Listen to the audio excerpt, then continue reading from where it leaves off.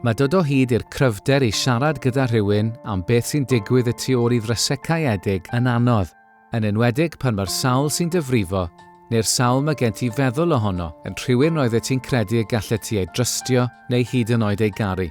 Ond nid gartref yn unig mae drysau caeedig i'w cael, gall cam-driniaeth ddigwydd ym mhob rhan o fywyd, yn yr ysgol, gartref neu hyd yn oed pan fyddwn ni hwnt ac yma.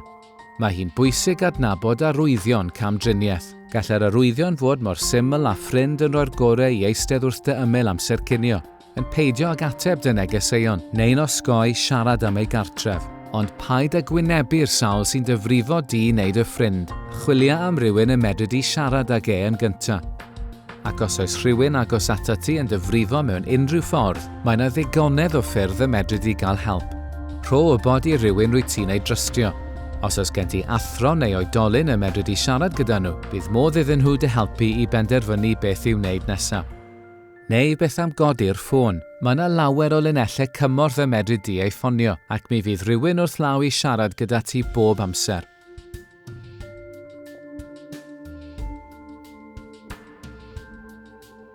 Os bydde di'n pryderu am dy ddiogelwch dy hun, neu ddiogelwch rhywun arall, ffonia 999 yn syth.